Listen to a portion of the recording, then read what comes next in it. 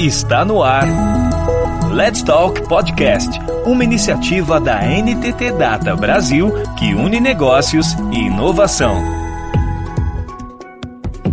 Metaverso. O termo não é novo, mas todo mundo quer saber, entender, discutir. Por isso, reunimos profissionais de ponta da NTT Data, que lidam diariamente com o tema metaverso por diferentes enfoques, incluindo o da segurança. Destaque desse episódio. Quem leva a conversa é o Roberto Celestino, Head of Digital Innovation na NTT Data Brasil, que recebe Andréa Tomé, diretora para soluções de Cybersecurity na NTT Data Brasil, e o convidado especial Alex Amorim, influenciador em tecnologia, segurança e privacidade, CISO e DPO, membro de conselhos, presidente e fundador IBRA-SPD. Um prazer estar aqui com vocês para mais uma vez conversar sobre metaverso. E hoje a gente tem um prazer de estar aqui junto com dois especialistas no tema, com a Andréa Tomé, ela vai se apresentar logo, e com o Alex também, que também vai se apresentar. Muito bem-vinda, Andréa. Muito bem-vindo, Alex. Obrigada, Celestino. Vai ser um prazer trocar informações com vocês. Obrigado, Celestino. Super prazer estar com vocês e poder falar desse tema que é tão quente nesse momento, né? Maravilha, Alex. Muito bem-vindos ao podcast aqui da NTT Data. Bom, esse tema a gente tem escutado muito, todo mundo tem o sobrenome metaverso, um tema realmente muito em voga, mas que ainda existe uma etapa de desmistificação, né? Tem muita gente ainda sem saber direito o que é o metaverso, se isso se veste, se come, como se aplica, né?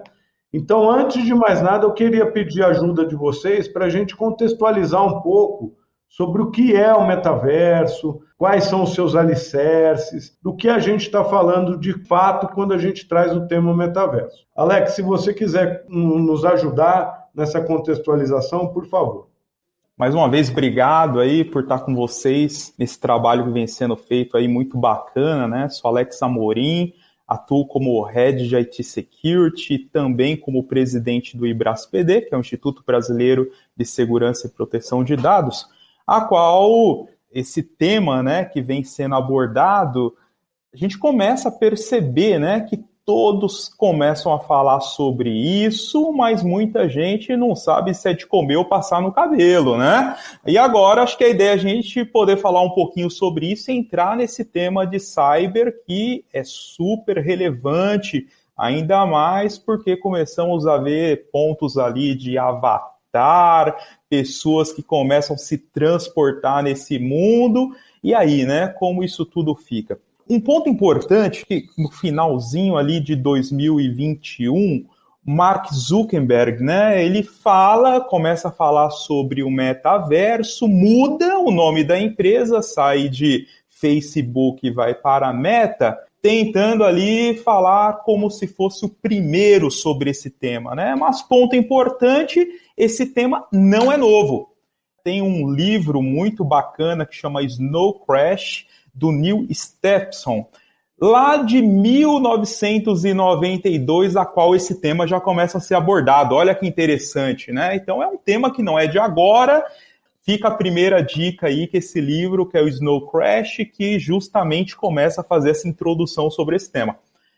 Começamos a ver de tudo, de algumas empresas que começam a fazer alguns portais, chamando de metaversos, é o que a gente pode falar, talvez, um mundo offline, né? Que você entra, consegue colocar ali um óculos 3D, começa a ver algumas coisas de realidade virtual, porém, começamos a entender, e aí, né? Até onde que, de fato, essa nova abordagem que nós estamos enxergando, se é um metaverso ou não. Quando a gente olha para isso, né, tem esses dois cenários, tem esse cenário ali que você entra sozinho, começa a ver ali aquele monte de coisa com aqueles óculos de realidade virtual, que agora já estão ficando bem interessantes, né, até a própria usabilidade desse, que depois a gente até pode falar que esse vai ser um desafio nesse novo mundo, né, como que eu consigo ficar horas utilizando ali um dispositivo, né, e eu vou ficar bem com isso. Porém, existe algumas empresas que já estão indo para essa relação de ser ali online, porque no final do dia, esse grande objetivo do metaverso é um local onde eu vou ter interação e poder ser aquilo que eu não sou na vida real. Como eu que muitas vezes, né, posso achar, quero ser uma pessoa diferente, quero ser mais alto, mais magro, sei lá, de qualquer forma, eu tenho essa possibilidade, onde que eu crio esse meu avatar. Mas, né, eu consigo entrar num modelo ali até poder fazer interação com outras pessoas. Como que isso vai ficar em relação à segurança? Uso o meu nome pessoal, vou usar um nome artístico, como algumas celebridades que já começam a entrar ali no mundo, nesse mundo do metaverso, e no final do dia ele está usando o nome artístico dele. E aí, será que isso tem algum problema de privacidade? Eu começo a colocar algumas características que podem ser minha, podem não ser minha, começa a ter algumas interações de geolocalização em cima disso tudo, então eu começo a ver pessoas que estão ao meu redor. O metaverso, ele vem aí com esse objetivo de trazer algumas interações. Foi até interessante que há um tempo atrás eu participei de uma aula no metaverso e é muito bacana essa forma, né, que você tem de interação, poder ver, parece que você está ali naquele mundo mesmo, mas surgem esses pontos de atenção. Então agora eu chamo aqui minha amiga Andréa Tomé para poder falar um pouquinho sobre o tema também, mas eu acho que esse é um tema que a gente vai ter bastante assunto para discutir. Obrigada, Alex. E que excelente introdução, hein, Roberta? Acho que agora a gente tem uma série de insumos aí para você desafiar cada um de nós. Eu sou Andréa Tomé, diretora para soluções de cybersecurity aqui na NTT, mas nesse tema, minha grande escola é o nosso DT Innovation Lab. Então a gente trabalha, assim, uma grande aliança e parceria com o time do Celestino, com todos os especialistas ali de DX, de inovação, e aqui eu aprendo muito. Então, eu vou sair de participante para moderar uma pergunta. A gente, como usuário e como alguém que trabalha com a proteção do ambiente, às vezes a gente não sabe explicar o que é metaverso e o que não é metaverso. Eles me ensinaram que usar única e exclusivamente, né, as tecnologias de realidade virtual e aumentada, isso não caracteriza o metaverso. Mas, Celestino, conta aí pra gente o que é e o que não é o metaverso efetivamente. O Alex introduziu bem, acho que eu só complementaria, Alex, com o tema da Web 3.0, né, que todo mundo também lê e vê que isso faz parte.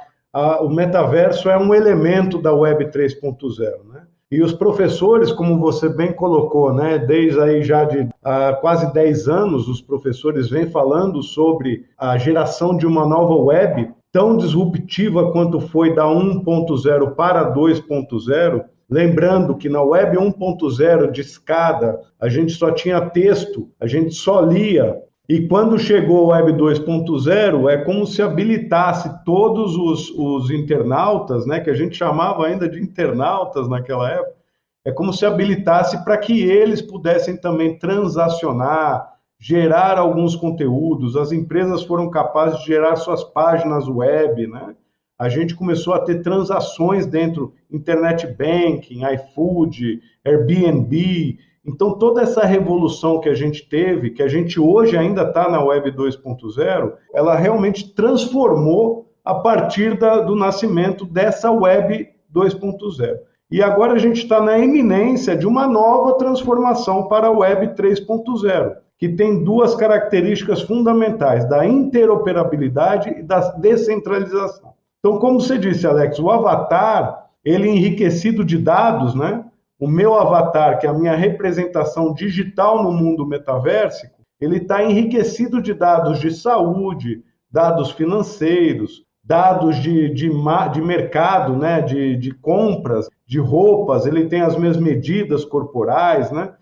Como que esse novo mundo, com esses novos elementos, como é que a gente é capaz de gerar novos negócios com total segurança? Porque uma coisa é certa para os dois aqui, Alex e André, no trust, no deal. Se as pessoas não confiarem no metaverso, elas não vão entrar. Então, é aquilo, a gente tem um oceano azul enorme pela frente, um oceano metaverso pela frente.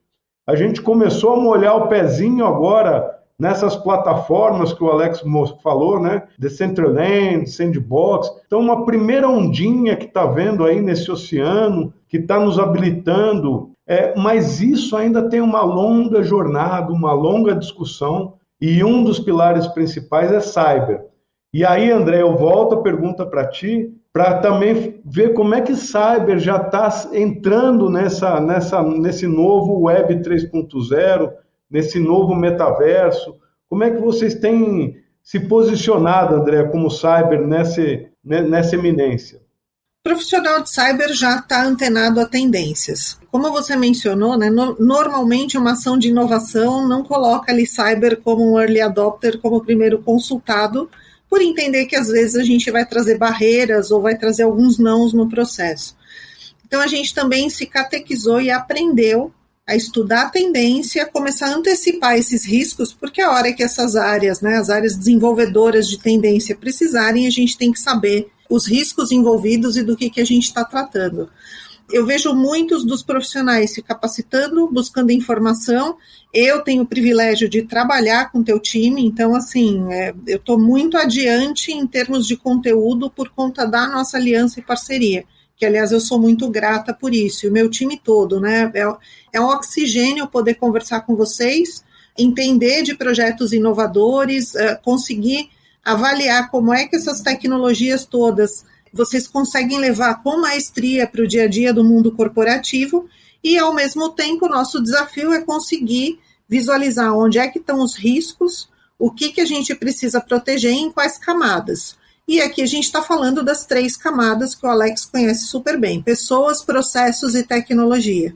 Quando a gente introduz, né, qualquer tipo de tecnologia no mundo corporativo, ou até mesmo para a sociedade, pensando-se em sociedade 5.0, a gente tem que estar muito ciente de quais são os elementos que podem trazer um impacto adverso e que é o que a gente chama de riscos. Se eu puder simular os riscos o quanto antes, eu consigo trabalhar para minimizar a possibilidade de impacto adverso e consigo trabalhar com o aumento das chances de êxito até dos indicadores de negócio. Então, é assim que a gente vem trabalhando, é assim que eu tenho visto muitos dos profissionais do nosso setor, mesmo no mercado de cybersecurity, buscando informação, e eu acredito que a gente deveria acelerar essa pesquisa e essa preparação para que cada etapa aí da adoção do metaverso, né, mesmo para as empresas ali que são early adopters, né, algumas delas já estão com aplicações no metaverso, não a 100%, não trabalhando já com transações aí, financeiras, mas eu acredito que a gente tem que se preparar o mais rápido possível para poder proporcionar um ambiente adequado, seguro e com informações devidamente protegidas para levar esse conforto para o mundo corporativo e para a sociedade. Perfeito, André, muito bom. E aí vou até resgatar o que o Alex falou também. A gente está no comecinho, né, Alex, então, desse metaverso, né? Essas experimentações iniciais nessas plataformas como Roblox, né, como o Sandbox, Decentraland, CryptoVox, dentre outras, né, que a gente até motiva com que as pessoas entrem, conheçam. É um estágio inicial de metaverso, como você bem colocou.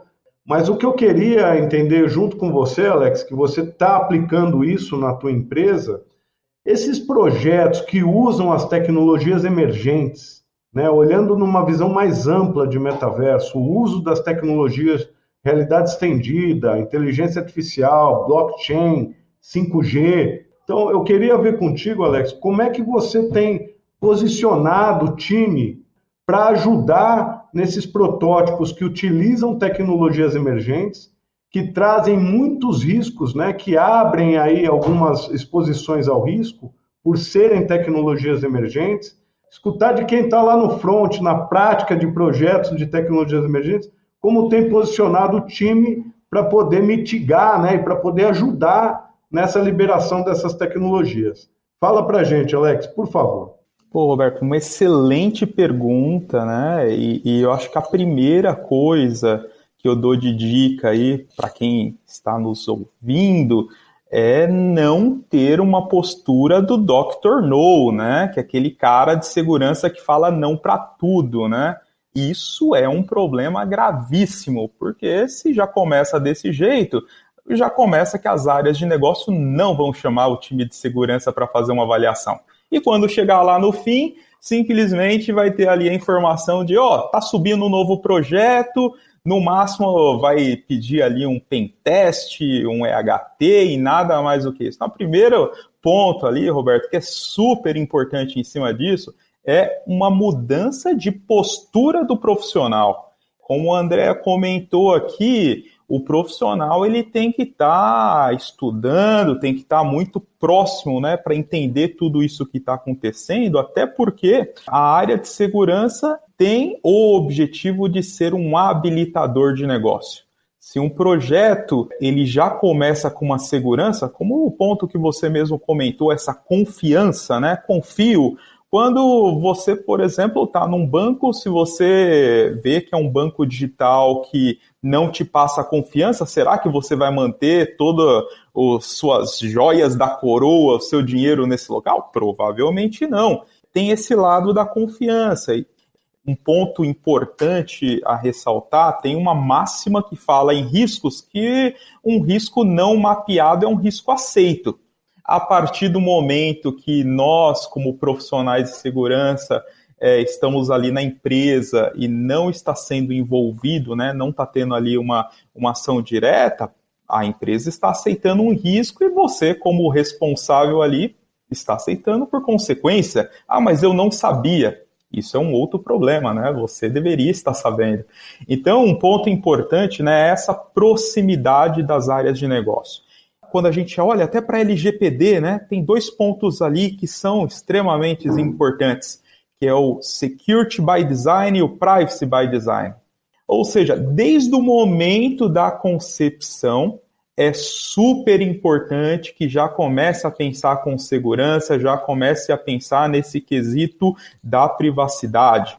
Aqui no Brasil, né, as empresas estão aprendendo aos poucos sobre isso, né, estão começando, algumas empresas estão aprendendo não da melhor forma, mas o ponto primordial é, né, ter ali esse envolvimento de segurança e uma segurança que é um habilitador de negócio. É uma segurança que, de fato, vai dar opções para o negócio, caminhos para o negócio. Então, isso muda completamente. Ele sai daquela postura que eu comentei do Dr. No e fala, pode ir por aqui ou por aqui.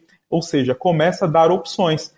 Então, por isso, né, eu acho que o primeiro ponto, né, é, de fato, as áreas de tecnologia, de segurança estarem muito bem antenadas em tudo isso que está acontecendo, estar estudando tudo esses pontos e estarem preparadas para dar alternativas que vão viabilizar o negócio. Se não tem negócio, não tem segurança, não tem trabalho. Então, esses são pontos importantes, Roberta, a ser comentados.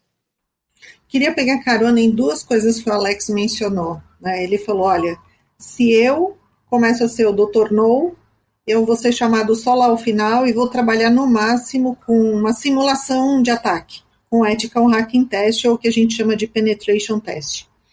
E que a gente precisa trabalhar com Security by Design e o Privacy by Design desde o início.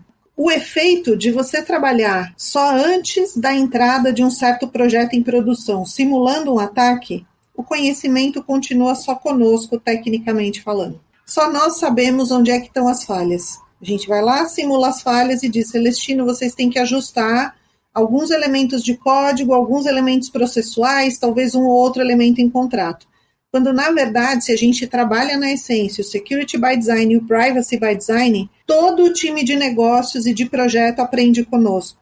E aí a gente passa a gerar um grau de maturidade cada vez mais elevado de segurança da informação e de privacidade dentro de uma companhia. Essa é a contrapartida, entendeu? De ter uma área de cyber que vai trabalhar de forma reativa e realmente estabelecer uma aliança nesse processo como um todo. Sensacional. Então, se eu entendi, né, na aplicação das tecnologias emergentes, ainda em ambiente de laboratório, né, em bancada, né, por exemplo, adotando realidade estendida com inteligência artificial, 5G e blockchain, traz um aprendizado para dentro da organização, desde a área de compras, né, os engenheiros também novos, com linguagens diferentes, arquitetos, né? Toda uma nova capacidade organizacional para o desenvolvimento. Os projetos que estão vindo agora de metaverso têm provocado o time de cyber para ter uma nova análise sobre tipos de riscos que podem acontecer num metaverso. Teve exemplos bobos aí, né, de assédio no avatar, do casamento, né, roubo de dados, né, que as pessoas tiveram. Enfim, são assuntos que ainda não estavam nos mapas de riscos, né, André, que a gente gosta, né? Eu queria ouvir um pouco de vocês isso. Como esses projetos que estão nascendo em laboratórios digitais têm provocado o time de cyber para a identificação de riscos potenciais que ainda estão por vir. Só para a gente entrar aqui um pouco no front dos projetos, Alex, as preocupações, né, André, que vocês têm enquanto cyber nos projetos de metaverso. Tudo depende muito do contexto, né? Qual é o contexto do projeto, qual é o modelo que a empresa quer experimentar. Quando a gente fala nos modelos Agile, né, fala muito sobre o fail fast, learn fast, né? Então, como que a gente consegue experimentar muito rápido? Não deu certo, vamos tirar aquilo da frente, vamos tentar de novo, né? Então, esse é um ponto importante. Algumas preocupações que a gente começa a perceber, né, quando a gente olha para isso, né, até como no começo eu acabei falando um pouquinho sobre a questão da LGPD, a gente olha lá, né, no próprio artigo 5º da lei, lá no parágrafo 2, quando expressa a questão ali, o que seria um dado pessoal sensível, né, raça, cor, etnia, biometria, assim por diante. Mas isso começa a se esbarrar um pouco quando a gente olha, né, para essa questão do metaverso, provavelmente, né? Creio que o pessoal já pode ter ouvido, né, algumas histórias, né, de algumas características personificadas, né, de NFTs, por exemplo, que começa a surgir agora, que uma obra de arte que ela é única, que ela foi criada, pode ser comercializada no metaverso, então tem uma possibilidade de ser ali único, né? Então eu posso escolher, né, o meu nome do que eu vou utilizar, pode ser um nome de fato que só eu utilizo, pode ser um nome artístico, eu posso escolher o gênero, uma raça, uma cor. Tem artigos que eu posso comprar, né, no metaverso, então imagina aquela bolsa que todas as mulheres conhecem, que é extremamente cara, e quando entra no mundo do metaverso, talvez eu até consiga comprar, olha que interessante, né? Então eu vou ter um avatar da forma que eu quero e utilizar ali um item que, eu sempre tive desejo, posso ter ali um carro super esportivo nesse mundo, ou seja, eu começo a ter ali alguns desejos que podem ser realizados, né? Criação de clãs ali, né? Pessoas que têm ali o mesmo entendimento, que gostam de algumas coisas, várias possibilidades que podem fazer parte de quando a gente vai para um mundo desse. Ponto importante aí, Roberto, é a gente começar a entender qual é o contexto. Como que a empresa, né, esses projetos que estão entrando, como que eles de fato estão explorando esses pontos. Talvez vai ter ali uma forma evolutiva, né? Então, como eu comentei, talvez inicie ali para um metaverso totalmente offline, que você chega numa loja, bate um QR Code e você consegue colocar lá seu óculos de realidade virtual sozinho, né, para poder ver as ofertas da empresa. Legal, pode ser ali um modelo que estão falando, né, chamando de metaverso, mas, como você mesmo falou, existem jogos hoje de crianças que bombam nesse mundo já do metaverso, e se você perguntar para uma criança aí o que é esse metaverso, com certeza ela vai poder dar uma aula sobre isso, porque já conhece isso muito bem, né? Então tem uma interação e você consegue, né, ter ali uma troca nesse mundo. Então, acho que quando a gente pensa nessa questão de riscos, né, envolvendo esse lado do metaverso, acho que o principal ponto é entender o contexto. Qual que é o contexto disso tudo? Como isso está esbarrando em possíveis dados pessoais que estão fazendo parte? E, frente a isso, propor algumas sugestões de pontos ali de segurança, né? Como que a gente começa a ter um ambiente talvez um pouco mais resiliente, um ambiente um pouco mais seguro em relação a isso, e como até eu consigo garantir esse lado da privacidade ali do usuário, do seu cliente que está ali navegando nesse mundo. Essa seria a palavra-chave olhando para isso, Roberto, é muito entender o contexto. Excelente. André, quer complementar? Fica difícil de complementar Alex, né? Ele faz colocações sempre muito completas, mas sob a ótica, não só como usuários finais, né? Mas sob a ótica de cada um de nós como profissionais de segurança. A gente começa a ver o metaverso chegando, ele já não é futuro, ele já é realidade. A gente está falando de projetos, de MVP, de inovação, tratando como inovação, mas porque ele ainda tem muitos caminhos a serem explorados. Uma das coisas que, como profissional de segurança, me preocupa é essa correlação com jogos. As pessoas vão achar ali que elas estão entrando para uma diversão e, na verdade, a gente está entrando para um mundo virtual habitável, onde nós temos DNA, informações, vamos ter conflitos éticos, vamos ter riscos, vamos ter atacantes, ameaças, tudo que se tem hoje em ambiente físico e lógico no mercado como um todo. Então, algumas coisas ainda não estão muito bem definidas enquanto regras. Eu ainda não tenho leis e regulamentações para poder estar nesse ambiente. E a lei e regulamentação, né, num primeiro momento, ela é vista como algo que atrapalha, mas ela traz para a gente algumas simulações de elementos que podem dar errado. Ela é um grande direcionador para que a gente passe a visualizar riscos. Esses riscos hoje no metaverso, a gente já sabe, eles ainda não estão totalmente estressados. A gente está no MVP de uso de metaverso, então muito ainda vai se errar, muito ainda a gente vai aprender. O importante é estar envolvendo profissionais que possam simular o que pode dar errado em quaisquer setores, não é só em segurança. Eu posso estar falando, inclusive, em experiência do usuário. Como a sociedade se comporta nesse novo mundo virtual. Mas a questão ética precisa ser lembrada e tratada. A questão de impacto social e econômico. A questão de quem a gente quer ser, conseguir reconhecer e se conscientizar que um avatar me representa e carrega um DNA lotado de informações, como hoje a minha rede social, isso já acontece. Quer dizer, o que a gente aprendeu com o uso de redes sociais, com exposição de dados e que a gente pode trazer em correlação aqui para o metaverso para ganhar e acelerar, ganhar pontos e ganhar tempo em termos de medidas de proteção. A gente discutiu muito com o teu time, Celestino, a questão de regras de entrada. Como é que eu entro em cada um dos espaços virtuais? Tem autenticação? Não tem autenticação? Quando eu porto um avatar de um lugar para o outro, como é que isso funciona? A gente não pode esquecer que a gente está falando de uma plataforma baseada em tecnologia.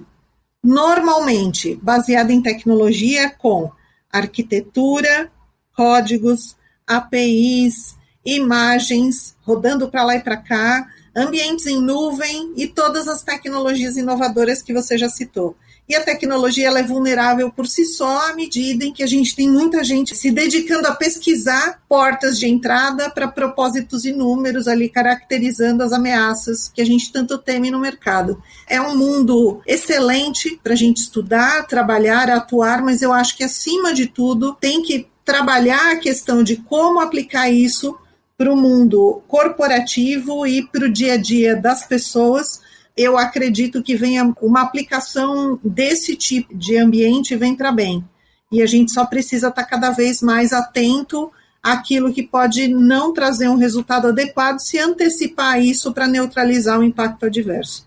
André, até para pegando um gancho com isso, quem é de cyber já tem uma experiência assim já há muito tempo em algumas vidas paralelas, quando a gente olha lá para o Deep Dark Web, que no final do dia, né, isso para nós não é nenhuma novidade. É um mundo paralelo que ninguém usa ali a sua identidade real, que você utiliza criptomoedas para você fazer compras até mesmo de armas, drogas e assim vai. Então é um mundo muito vasto, inclusive agora recente, junto com o professor Ricardo Capozzi, a gente escreveu um capítulo de um livro sobre isso, então logo vai estar aí disponível. Então mas justamente fazendo esse paralelo, né, de toda essa evolução, Quando a gente olha para isso, como você falou, a gente pode utilizar essa tecnologia, esse mundo ou para o bem ou para o mal, mas quando a gente olha ali para uma Deep Dark Web, a gente vê um modelo do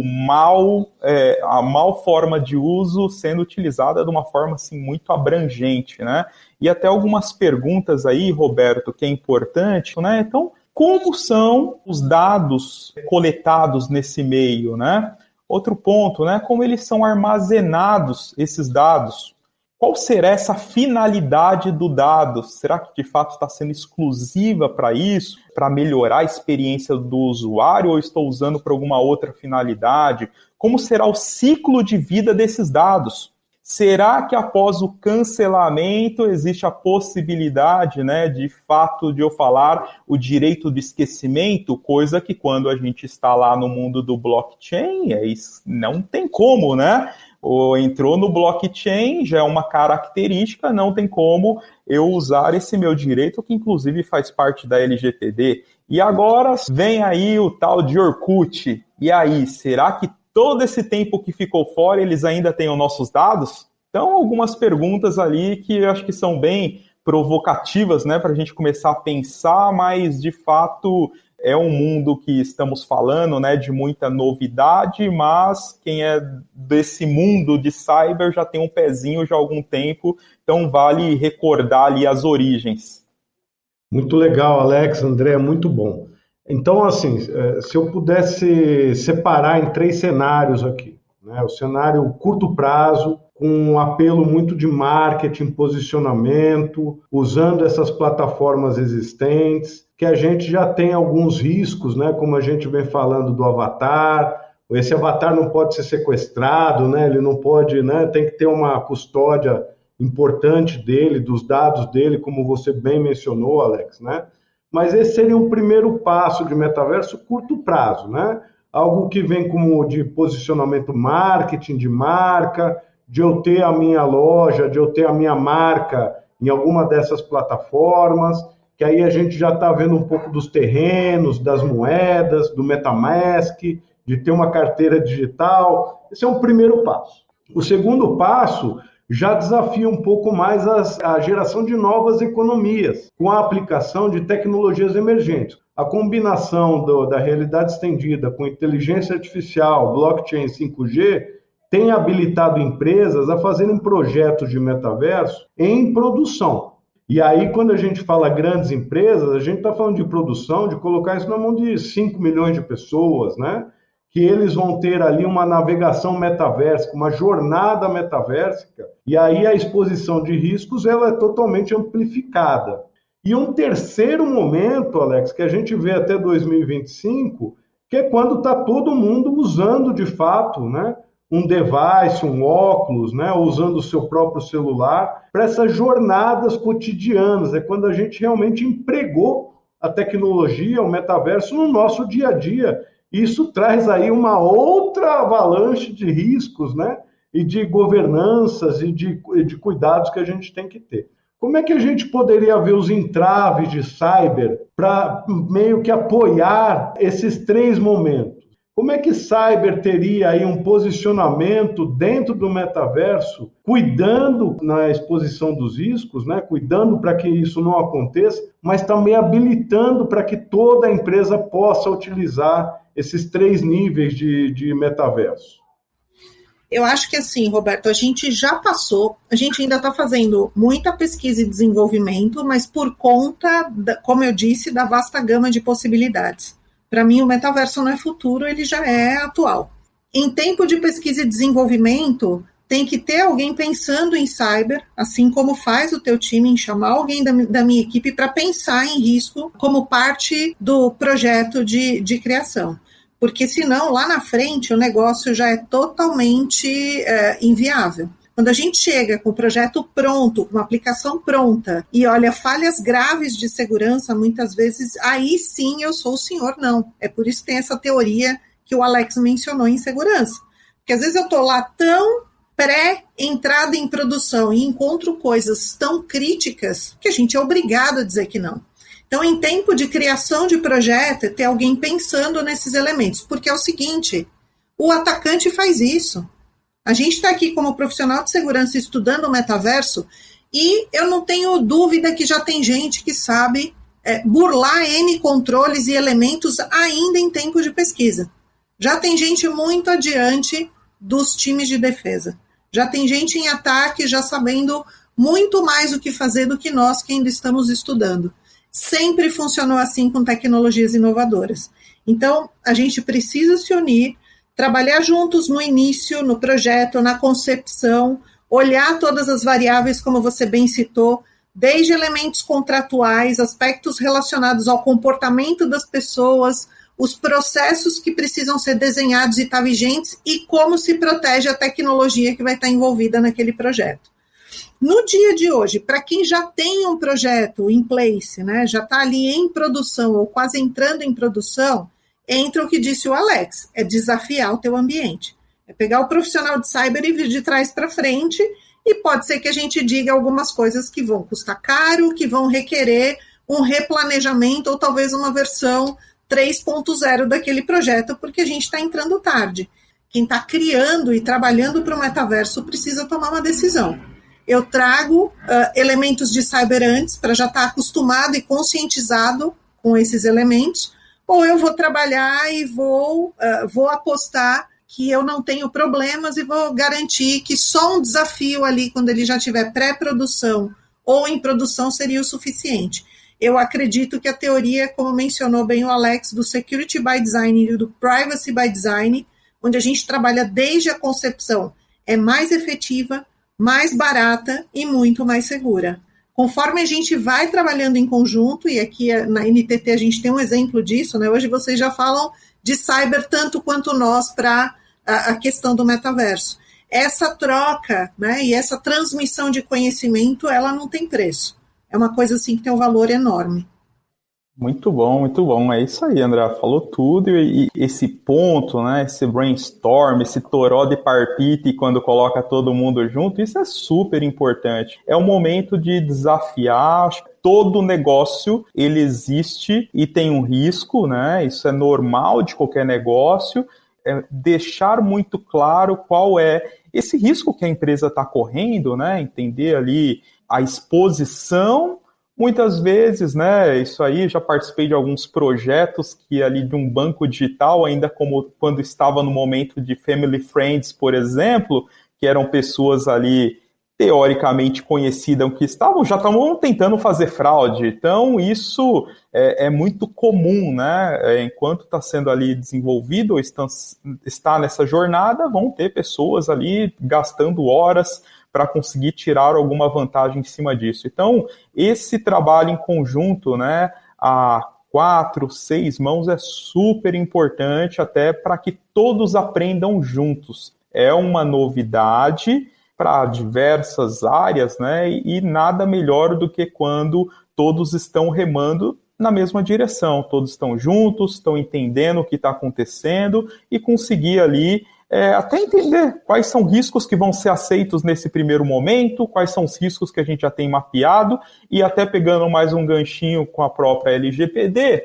é o tal do, quando é um projeto já existente, né, algo já existente, tem o DPIA, né, que é aquela análise de impacto e privacidade que eu faço, porém, quando é algo novo, tem o PIA, que é aquela análise de impacto de privacidade logo no começo do projeto. Então, isso é super importante. Eu gosto de trazer esse mundo teórico que algumas vezes estão ali nas literaturas, né, de quando a gente estuda ali essa questão de privacidade, mas isso sim tem uma aplicabilidade, principalmente quando nós estamos num terreno novo, que poucas pessoas conhecem. Então, vamos voltar ali para a prancheta, estudar um pouquinho e ver como que podemos colaborar até para que o projeto tenha um sucesso e que a gente consiga, né, de uma forma muito rápida, atingir as expectativas. E se for o caso, se não deu certo, errar muito rápido e vamos para uma próxima.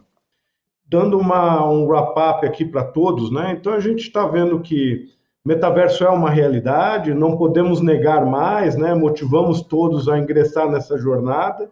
Essa jornada, a princípio, num horizonte 1, ela tem um apetite a risco, porque todos aprendendo, né? puxando os times de cyber para dentro dos squads, para essa visão que vocês colocaram, para antecipar, né, a visão de riscos nos projetos que estão começando agora. Num segundo momento, isso se torna um pouco mais estruturado, né, com uma governança mais estruturada, porque a gente está falando de projetos pilotos, com a utilização de tecnologias emergentes e que expõem riscos, né? Mas então, num segundo momento, isso já tem que estar um pouco mais estruturado e os riscos mapeados e sendo tratados dentro da organização devidamente. E aí, num passo 3, aí sem cyber, né, em sua plenitude, garantindo com que as aplicações metaversicas garantam a segurança, né, e garantam compliance com todos os órgãos necessários aí de cada setor. São ciências complementares, né? Acho que a gente nem pode tratar mais as ciências de forma isolada, cyber como uma ciência, mas inteligência artificial como outra, blockchain como outra. Dentro de computação espacial tem uma delas, Alex, que é a Spatial Analytics, que é como é que eu mapeio o comportamento do avatar, né, da persona digital, se ele foi mais para a esquerda, para a direita, se ele falou, não falou, se ele compartilhou, não compartilhou. Então, para poder ter acesso ao behavior desse avatar, eu não posso infringir, né, a parte de leis, né, a parte de cyber. Acho que é um mundo novo, um universo novo que se abre para que a gente possa complementar as nossas competências e fazer com que isso aconteça, né? Andréa, como é que então você pode dar uma conclusão dessa nossa conversa de como se posicionar nessa jornada metaversa? Bom, eu acho que acima de qualquer coisa, o profissional de cyber ele joga do lado do profissional de negócios. Eu acho que o quanto antes a gente puder estar perto, entender requisitos de projeto, e entender para onde o negócio quer caminhar, mais fácil é e menos oneroso é o esforço de proteção. Então, assim, se eu tiver que dizer algo, é ter, para essa jornada com o metaverso, é ter o envolvimento do profissional de cyber o quanto antes, para que ele possa ajudar e não ter o entendimento de que ele só está atrapalhando com não. Essa é a minha grande conclusão. Nós vamos ter aí uma jornada enorme, muitas variáveis, muitos elementos ainda acontecendo, muitos riscos se materializando, e por experiência histórica, né, com o advento da internet, do B2B, com o advento de N elementos aí, incidentes de mercado, a gente consegue fazer um depara e projetar os riscos que seriam aplicáveis para o metaverso. Então, a gente conseguiria agregar, se puder, estar o quanto antes com os times de desenvolvimento desses projetos. Excelente, Alex. E vai precisar de profissionais novos em cyber também, né? Com uma visão nova, capacidades novas. Como é que você vê isso também?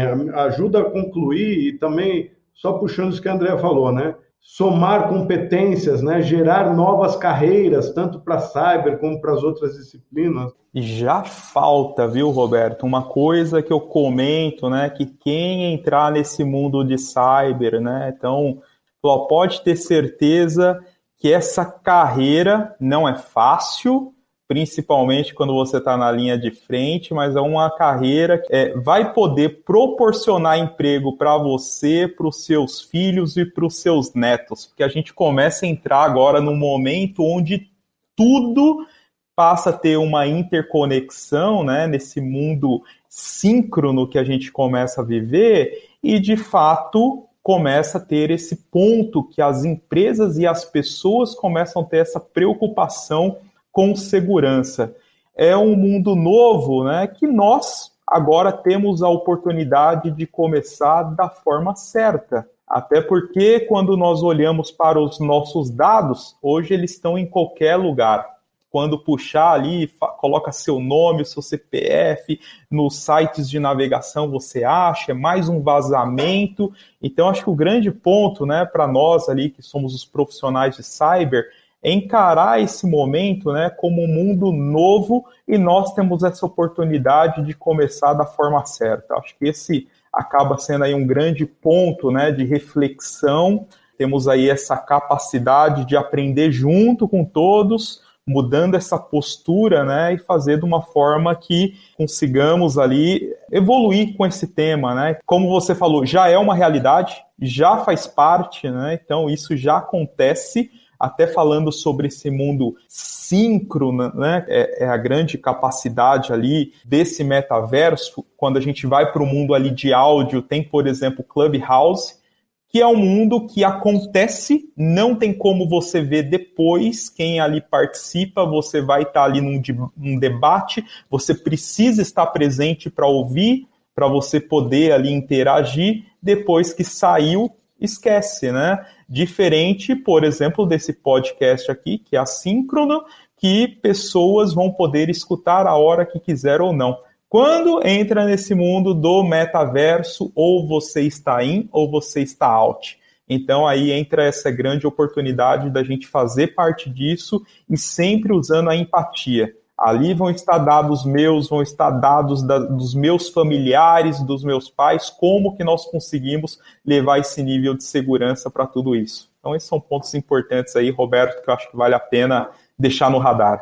Fantástico, muito boa conversa, acho que tinha aqui umas 5 horas de bate-papo, porque é novo, não acaba, a gente tem muito interesse, né, em debater cada vez mais para trazer o aprendizado.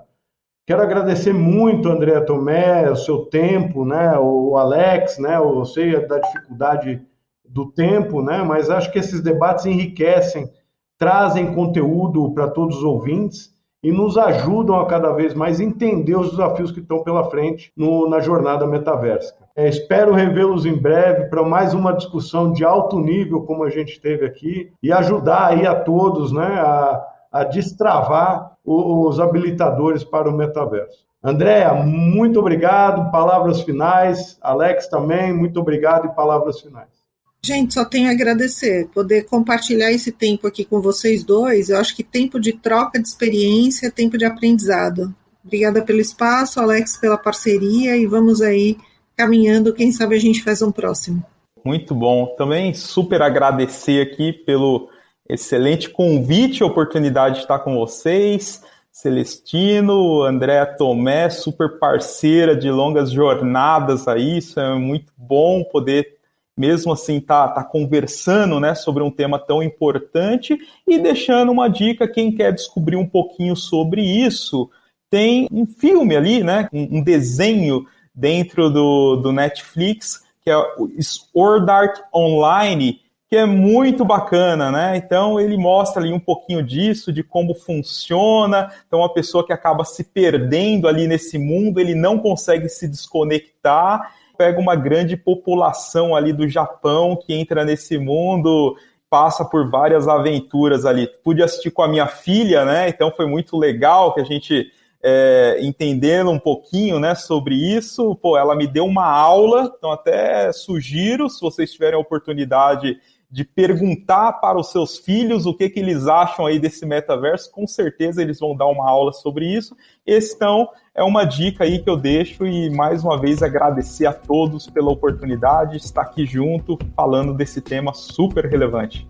Um abraço a todos, esperamos vê-los nos próximos podcasts. Você ouviu Let's Talk Podcast, uma iniciativa da NTT Data Brasil que une negócios e inovação. Toda semana tem novidades por aqui. Até lá!